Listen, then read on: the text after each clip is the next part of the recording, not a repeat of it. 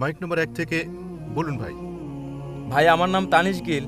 আমি একজন ব্যবসায়ী, আর আমাকে বলতেই হবে, এটা আমার জন্য অত্যন্ত সম্মানের যে আমি আপনার সামনে দাঁড়িয়ে কথা বলছি। ভাই, আমি খ্রিস্ট ধর্মে বিশ্বাসী। তো আমি আমার সীমিত জ্ঞান দিয়ে যা বুঝতে পারি যে এই উভয় ধর্মের মধ্যে অনেক সাদৃশ্য আছে, আবার একই সাথে কিছু পার্থক্যও আছে। যেমন ইসলামে যীশু খ্রিস্টকে আমরা সেই একই ধরনের সম্মান দিই না, যেরকম তিনি একজন সাধারণ নবী হিসেবে গণ্য হয়ে থাকেন। এটা আমার সীমিত উপলব্ধি।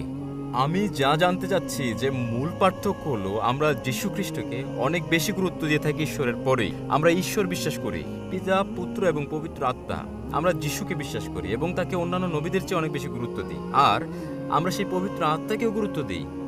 এখন যীশু খ্রিস্টের ব্যাপারে আমরা সবাই জানি যে যীশু খ্রিস্ট জন্মগ্রহণ করেছিলেন অলৌকিক উপায়ে। আর আমি যদি বলি যে আমি আপনার কথা শুনে জেনেছি আর টিভি দেখে যে তার প্রবেশ এবং প্রস্থান ছিল অলৌকিক, তিনি অনেক অলৌকিক ঘটনা ঘটিয়েছিলেন, আর তিনি শেষ বিচারের দিনে প্রত্যাবর্তন করবেন, তাহলে কেন ইসলামে তাকে সেই সমমাত্রা গুরুত্ব দেওয়া হলো না, আর সেই পবিত্র আত্মাকে কেন গুরুত্ব দেওয়া হলো না? ভাই সাহেবের প্রশ্ন হচ্ছে যে ইসলাম এবং খ্রিস্টান ধর্মে অনেক সাদৃশ্য রয়েছে, কিন্তু মতানৈক্য রয়েছে।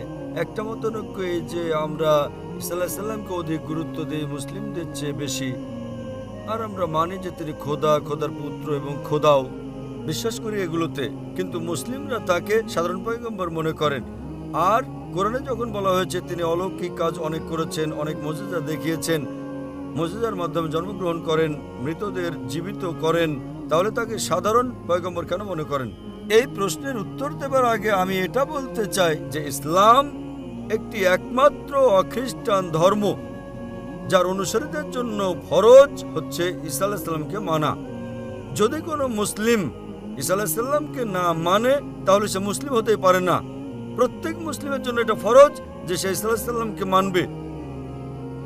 আমরা এটা মানি যে তিনি আল্লাহ সুবহানাহু ওয়া তাআলার প্রেরিত একজন বিখ্যাত পয়গম্বর ছিলেন, সাধারণ পয়গম্বর নন।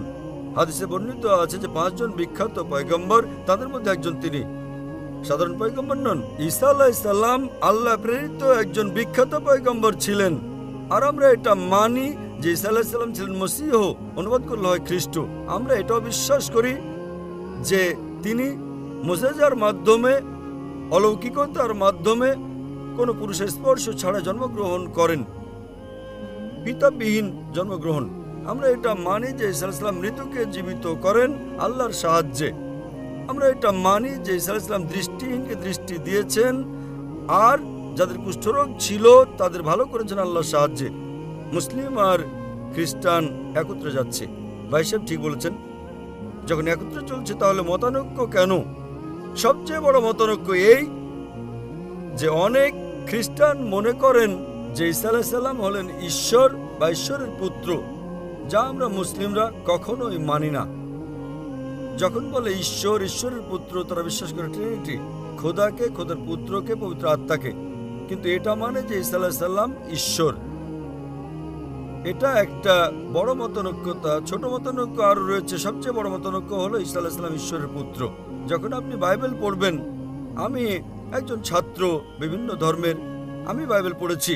বাইবেলের মধ্যে একটিও বাক্য নেই যাতে স্পষ্টভাবে নির্দ্বিধায় নিঃসন্দেহে লেখা হয়েছে যেখানে ঈসা আলাইহিস সালাম নিজে বলেছেন যে আমি ঈশ্বর বা তোমরা আমার উপাসনা করো। যদি আপনি কোনো বাইবেল থেকে একটি বাক্য দেখাতে পারেন আমাকে যেখানে ঈসা আলাইহিস সালাম নিজে বলেছেন যে আমি ঈশ্বর নির্দ্বিধায় নিঃসন্দেহে, আর বলেছেন যে আমার ইবাদত করো, আমি খ্রিস্টান ধর্ম গ্রহণ করতে প্রস্তুত এখনই।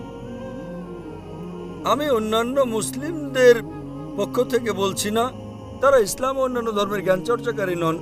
আমি নিজেকে নিজের মাথাটাকে কোরবানি করতে প্রস্তুত যদি আপনি কোনো বাইবেল থেকে একটিও বাক্য আমাকে দেখাতে পারেন বিনা দ্বিধায়, বিনা সন্দেহে, যাতে ঈসা আলাইহিস সালাম নিজে বলেছেন যে আমি ঈশ্বর বা তোমরা আমার উপাসনা করো, আমি আজই খ্রিস্টান হতে প্রস্তুত। যখন আপনি বাইবেল চর্চা করবেন তো জানতে পারবেন যে ঈসা আলাইহিস সালাম নিজে বলেছেন, গসপেল অফ জন অধ্যায় নম্বর 14 অনুচ্ছেদ নম্বর 28, ঈসা আলাইহিস সালাম নিজে বলেছেন আমার পিতা, আমার খোদা আমার চেয়ে মহান। গসপেল অফ জন অধ্যায় নম্বর 10 অনুচ্ছেদ নম্বর 29। My Father is greater than all. আমার পিতা সবার চেয়ে মহান।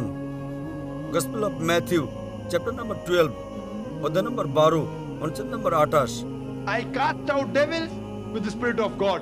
আমি শয়তানকে প্রতিহত করি আল্লাহর সাহায্যে। গসপেল অফ লুক অধ্যায় নম্বর 11 অনুচ্ছেদ নম্বর 20। I cast out devils with the finger of God. আমি আল্লাহর আঙ্গুলের সাহায্যে শয়তানকে তাড়িয়ে দেই। গসপেল অফ জন অধ্যায় নম্বর 5 অনুচ্ছেদ নম্বর 30। I can of my own self do nothing. As I hear, I judge, and my judgment is just. For I seek not my will, but the will of my Father. I can of my own self do nothing. আমি নিজের থেকে কিছুই করতে পারি না। As I hear, I judge. যেভাবে আমি শুনি সেভাবে আমি বিচার করি। As I hear, I judge, and my judgment is just. For I seek not my will, but the will of my Father. কেননা আমি নিজের থেকে কিছুই বলি না, যা খোদার ইচ্ছা তাই করি। যদি কোনো মানুষ এ কথা বলে যে খোদার যা ইচ্ছা তাই আমি করি, তাকে আরবিতে বলা হয় মুসলিম। ঈসা আলাইহিস সালাম ছিলেন মুসলিম। তিনি কোথাও বলেননি যে তিনি খ্রিস্টান ছিলেন। আপনি পুরো বাইবেলে, কোনো খ্রিস্টান ধর্মের বাইবেলে নেই। সমগ্র বাইবেল আপনি খুঁজে দেখেন, Word Christianity is not there in the Bible. এই শব্দ খ্রিস্টান বাইবেলে পাবেন না। এটা উপাধি দেওয়া হয় ঈসা আলাইহিস সালামের অনুসারীদেরকে খ্রিস্টান উপাধি। আপনি এরপর পড়েন, লেখা আছে গসপেল অফ জন অধ্যায় নম্বর 14 অনুচ্ছেদ নম্বর 24। যে কথা তোমরা শোনো তা আমার নয়, বরং আমার পিতার যিনি আমাকে পাঠিয়েছেন। তোমরা যে কথা শোনো, ঈসা আলাইহিস সালাম বলেন, তা আমার নয়, তা খোদার। গসপেল অফ জন অধ্যায় নম্বর 17 অনুচ্ছেদ নম্বর 3। This is life eternal, so that you may know there is one God, and Jesus Christ whom thou hast sent. এটা জানো যে এই জীবন অনন্ত, আর তোমরা জেনে রাখো খোদা এক, এবং ঈসা আলাইহিস সালামকে সেই খোদা পাঠিয়েছেন।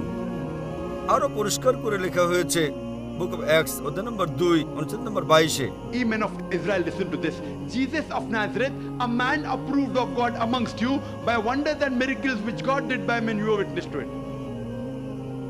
হে ইসরায়েলীগণ, শোনো, Jesus of Nazareth, নাজারেত শহরের যিশু, a man approved of God একজন মানুষ যাকে ঈশ্বর মনোনীত করেন তোমাদের মধ্য হতে, amongst you by wonders and miracles. আর তার দ্বারা অলৌকিকতা দেখান, মুজিজা দেখান, Wonders and miracles which God did by men. এবং খোদা তার মাধ্যমে করেন। তো এটা পরিষ্কার বাইবেল বলছে যে ঈসা আলাইহিস সালাম একজন মানুষ ছিলেন, সাধারণ নন, ছিলেন পয়গম্বর, কিন্তু খোদা ছিলেন না। আর যতই অলৌকিকতা মুজিজা করেছেন তা খোদা তার মাধ্যমে করেছেন। এখন বোঝা গেল যে এটা খ্রিস্টানদের একটা ভুল ধারণা যে তাদের যাজক, তাদের পাদ্রী তাদেরকে বলেন যে ঈসা আলাইহিস সালাম হলেন খোদা। বাইবেলে একটা অনুচ্ছেদও নেই যেখানে বলা হয়েছে বিনা দ্বিধায়, বিনা সন্দেহে ঈসা আলাইহিস সালাম নিজে বলেন যে আমি ঈশ্বর। যখন ঈসা আলাইহিস সালাম বলেননি, তা আপনারা কেন বলতে চান? এজন্য আমরা মুসলিমরা ঈসা আলাইহিস সালামকে অধিক শ্রদ্ধা করি।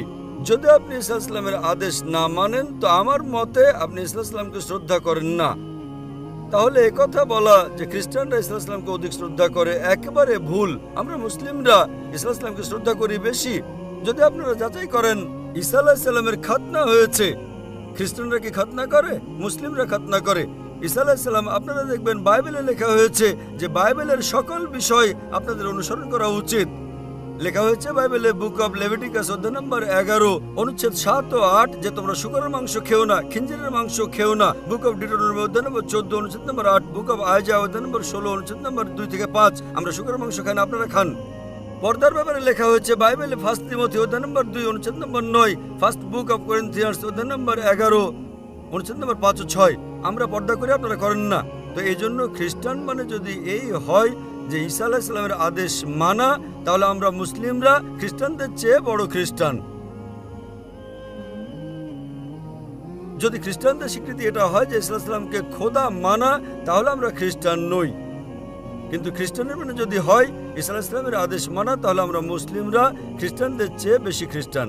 আমি আপনাদের দাওয়াত দিচ্ছি যে আপনারা আরো ভালো খ্রিস্টান হন আর ইসলামকে গ্রহণ করুন এবং ঈসা আলাইহিস সালামকে আরো সম্মান করুন। আশা করি উত্তরটা পেয়েছেন।